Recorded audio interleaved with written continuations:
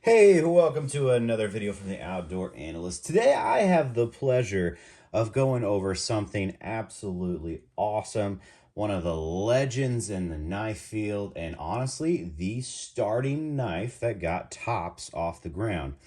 We're going to take a lovely little trip back to GWOT, basically, and the question really that I kind of came to myself is, one, everybody who knows what this knife is, yeah, you've already seen the title.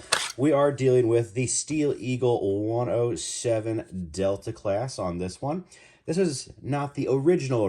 This is kind of like the upgraded version from back in the, oh my gosh, early 2000s. I think the top started in 98 or something. But this was the first main knife that they came out with. And this kind of set them off. And this is where I really kind of learned to love tops, is why they created this. Essentially, the story goes, and I haven't talked to him, is that, the guy who made this was in a tough situation, combat situation, the knife broke on him. The first time I ever even heard that story, I knew they were talking about a Mark II. Do I actually know that's what they were talking about? No, but I'm pretty sure it was probably one of these. Most prolific, fighting knife out there possible, but, this is an old Camillus version. These are incredibly weak at the tang. Right here, I've seen so many of these snap, and I just had a feeling that this was the replacement. The reason this knife was created was because that happened. Maybe not with this knife. Maybe. Well, I'd put money on it. But then they created something in his mind that was indestructible. And we have essentially the indestructible combat knife that was born from that scenario. And at that time, believe you me, overweight, overbuilt was the answer for everything in that era. It was, that's how it started. That's for darn sure. Now, granted, that's not what I was always telling people to pick up at that point in time, knife-wise, but I understood it because that was kind of the thing. Overbuilt was the answer. You didn't want anything to fail on you when you most needed it. So what did they create? They created a 7-inch blade, same thing, Mark II essentially, of a 1/4 of an inch of 1095 instead at this point. It is a massive hunking chunk of full tang steel all the way through. And then this version has some extra liners on it, a little extra thickness. The Delta class is awesome. You get this red micarta, red liners, and then black liners inside that are nice and thick. So anyone that has large to extra large size hands, this fits like a dream. It is an ergonomic grip. I love it. You can choke up a little bit. You've got a nice choil there.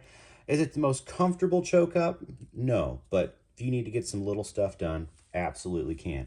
The point of this knife is not to get little stuff done. It was to be a do all everything and be indestructible. And when it came out, early 2000s, GWOT, I love Tops for doing this. Tops made some of the coolest knives for operators and just soldiers in the world. And they kept constantly making new ones that people wanted. And I love them for that. Now, generally, I was always telling people to get an SRK back then because that's what all the dangerous people that I knew were actually using. It was lighter. They still considered it indestructible, and it got the job done. Or when the Gerber LMF2 came out, that was a game changer for people. Not saying it was a better knife. Probably wasn't. Definitely wasn't. But it was very indestructible, smaller, a little lighter. And it had some cool little features on it. Massive glass break. But that's all just, way back in the past. We're talking, geez, 20, 25 years ago, that all kind of hit out. Now, where does this knife sit today? Where does it sit in 2025? And this is one of the coolest things. Every time I see this, it just brings back the good old fuzzies, man. It just feels like freaking Rambo in the 80s. And I feel like this should have been the knife that Rambo had. This would have been way better. You got the saw back on here, which we'll talk about. I really kind of like it. I know that's going to sound crazy, but it's got its purpose and it does very, very well. So does this knife still fit in 2025? And the answer is, I think yes, it still has its place. Anybody looking for that one tool survival option that will legitimately do everything, this is a candidate. It really is. I think the Becker BK2, your SC5, that thick tank sort of knife, they got their start because of this, because this was the original indestructible one. This is an incredible batoning knife for the size. It's only a 7-inch blade. So for 7 inches, it's incredible. It has a great saber grind on there. It splits wood apart like nobody's business. probably one of my favorite aspects of this knife, to be completely honest with you. It has a great edge on here. You can choke up and do feathers. You don't want to do a ton because it's not the most, you get a little bit of jimping up there that kind of gets in your hand. It's not the most ergonomic spot right here because of how this is set up. But doing quick feather sticks, I have had no issues with this. You can get a fire started, no problem. Especially if you're wearing gloves, you're not even going to notice it. But even not wearing gloves, I actually find this handle to be fairly comfortable. But I have pretty large hands. If you don't have at least, I'd say, large size hands, this knife may be too thick for you. I have large to XL, so I always kind of say my meat paws are about XL, fingers are about large size. This is an awesome grip. Really, really awesome. It's not super comfy up front, but it works enough to get little stuff done. That's the whole point of this. You're not feather sticking for hours. You're getting maybe a little quick fire started, split some wood, and then going on to, do I need to actually try and pry open a door with this? Absolutely. I have the drop point version. I have loved this thing. I think the tip's pretty much, this thing's been proven to be pretty indestructible over the years. I've never heard a bad thing, never seen anybody have issues with this. It really is a tank of a knife, and let's get to that. It's pretty tanky. It's pretty weighty. This is an 18-ish ounce knife, I think 22 with the sheath, which is really excellent. It is a wonderful Kydex sheath. This thing has traveled with me. It's done really, really well. It's been thrown around, and there's been no issues with this knife whatsoever. The sheath has protected it very, very well. It's got a little bit of wobble to it because this is the sheath actually works for the Tanto version as well. A little bit of space. It's not super loud, though. It does have that tops clip. You either love it or you hate it. It rotates. That's nice. It's got a good thumb ramp. I actually really like these over the nylon sheaths from back in the day. When you were just attaching stuff to your bag, essentially. This is a great sheath, great setup, but it's heavy. This is 22 ounces, and what you're getting for that 22 ounces is a 7-inch blade. So you have to really understand the capabilities of what you can do with a 7-inch blade. That's what it was meant for. It's meant to be kind of that ultimate combat knife. Back in the day when weight didn't matter and who gave a crap, this is just not going to fail on you. I think now this fits as one of the ultimate, just truck knives, honestly. It is a do-all truck knife where if you're not worried about weight, yeah, this would be great to have in the back in case something crazy happens. It's not an amazing chopper because it's 7 inches and not all your weight is up front, but it will chop a little bit. It will baton incredibly well. It feathers pretty well, does little stuff, cuts through just man-made materials, great. The saw, let's just hit that for a second. It is a love and a hate. It's probably one of my favorite and also least favorite things on this. If your goal is to actually do traps, triggers, you're making tent stakes, and you want to be quiet about it, this saw freaking works. It will rip through and create a notch almost immediately. A couple seconds, and you've got a great notch on there, honestly, maybe 30 seconds. And it's fairly quiet. You're not batoning and whacking wood. So if the goal is to kind of get quiet in the woods, which, believe you me, if you're in the mountains whacking on stuff, you're going to get heard for miles, essentially. That's really awesome. And it's very, very effective. It works really, really well. It is also a little bit annoying when you choke up because, yeah, you can kind of... I love to have my thumb on this. Yeah, they're sharp, man. They're definitely sharp. So you can't really have your thumb up there. Even with gloves, it'll rip right through them. I would have loved to maybe had it just a little further out, but then again, it just works so well. I can't diss the design. The design's for what it does, amazing. It doesn't get in the way of batoning that much because you still have enough space out here where you're actually hitting your baton. So that doesn't actually pester me at all. It's more along the lines it just kind of limits how I like to use bigger knives. I love putting my thumb out there, choking up on stuff. Can you still do it? Sure. Yeah, you're going to eat up your thumb a little bit. It's okay. So kind of a love, hate. They do make a version of this without it. But then again, that's one of the coolest aspects of this knife is making notches super quick.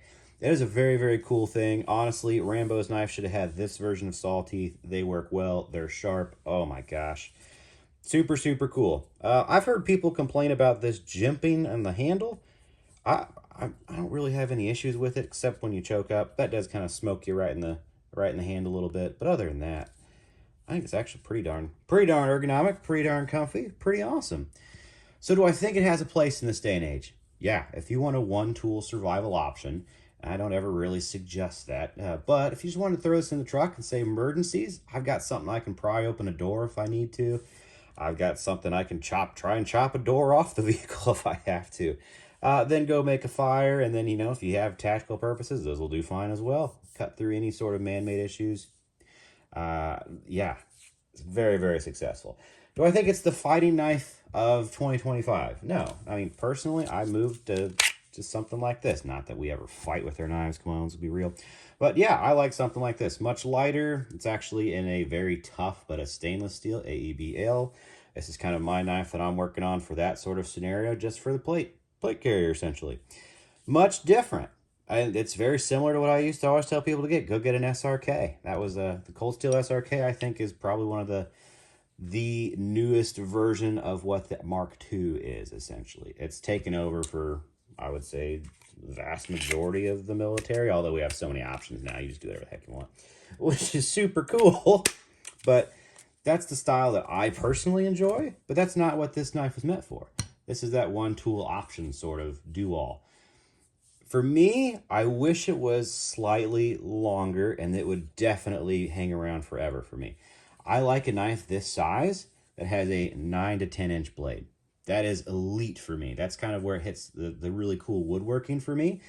It's a little short as far as going to be like a woodworking knife. Oh, sorry for the lights. My goodness, I've got one that's flipping out on me again. Gotta love that. Make sure that one's not on in the future. But this knife is pretty awesome for a 7-inch indestructible knife. I wish it was just a little bigger. And yes, they do make a larger one of this, but I think it's almost too big for me. So for me, this is either staying in the truck or it's going to move on. I'm not quite sure. I do love the indestructibleness of it. I love that I can just put it to work. But I'm not quite sure. Do I think it has a use in this day and age?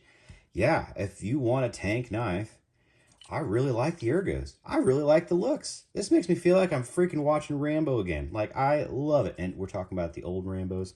None of the new stuff. That just doesn't work for me. These are just, it's freaking awesome. This is the knife Rambo should have had. Love it. It makes me love Tops even more. Tops coming out with stuff and then just constantly reiterating and making better versions of stuff throughout the years, especially for all the military. Oh my gosh. I don't think they ever had like contracts, but they made stuff specifically for people, and I loved that. I've recommended so many Tops knives in the day. So gotta love it. Gotta love this knife. It's sweet for 2025. Go pick one up. They're usually around like 200-ish. This is the acid rain finish. It's immaculate. I think they now have like a bronze finish on there, but this gray, I mean, it holds up so well. Oh man, I wish I had my big Ontario. Oh, here we go. Let me show you what a bad finish is. Not bad, but just not great. This is woodworking with like an Ontario finish from back in the day. This is Tops Acid Rain. Yeah, I did clean this up really well because I'm not sure if I'm truly keeping it around long term. But look how well that cleaned up. This is actually lost the coating. There's no way that's coming back. So keep that with a grain of salt. The coating is amazing, and it's slick. It's not that SE powder coat crap. Not saying that's bad, but I like Tops coatings much better. This thing's freaking awesome. So yes, beautiful knife. If you're looking for a one-tool option and you're looking for a 7-inch blade, just know this isn't going to be spanning large pieces of wood, but maybe that's not what you want. This is a little more wieldy because it is a little shorter. So very awesome knife. I think it still has its place. I really like it as a truck knife. That's probably where it's going to sit with me. I usually keep a Master Hunter in there, but I like the idea of honestly having something that's even more indestructible. If you're thinking just, I kind of want a woods knife, here's something that probably does maybe a little better. It's a little lighter. This is a Falkneven A1. It has a slightly shorter blade, or like a 1/2 inch on there. It's a little shorter on the blade. Batoning wise, these are about similar, to be completely honest with you, except you can't do as much with the Falkneven versus that Tops knife. But you can actually feather a little better. If you're like, just say, I need a woods knife, I think this is actually pretty good. Lateral strength wise, this actually wins. I think chopping, I think the 1095 edge versus that VG10 core is much tougher. So kind of keep that with a grain of salt. If you told me I wanted to go pry open a door, I am taking the Tops 10 out of 10 over the Falk Neven. You told me we're going out to the woods or having a campfire, I'm probably going to take the Falk Neven over the Tops knife. So that's just kind of my personal preferences. Yes, this is a convex versus a V-edge. Tougher knife, more woodsy knife. Definitely different. I just kind of want to throw out there also like a little size comparison too. So if you got one of those, now you have an idea of the handle thickness as well. Woo! That Tops is thick. With 2 C's, and I actually really like it. They're both super ergonomic, but you can tell you can get a little more, I have a little more space with that Tops knife there. So it is a larger handle all the way around. Oh, I just love this thing. It gives me the feels, man. I'm excited about it. I don't want to get rid of it. I just don't know if it really fits for me personally. But this knife rocks. It still is awesome in 2025. The Kydex sheath system now is way better than the old stuff they used to have. It's a cool package. If you like the weight of this and you're okay with it, I think this is one of the coolest, just one and done sort of big knives out there. Just know it has its limitations. It's a little short personally, and it's very heavy. If you're fine with that, pick this sucker up and have an absolute blast. It is truly, just in my mind, the indestructible fighting knife, combat knife. This thing's nuts. Absolutely nuts. I think vehicle mounted, just knife, this thing's awesome. All right, hey, hope this was fun. Like, subscribe, and leave a comment below. What do you think of this thing? Would you pick one of these up? Do you think they look ridiculous? I think they look freaking awesome. That's part of the joys of it. Let me know what you think. I still think it's valid in 2025 for sure. But you let me know. All right, catch you on the next one.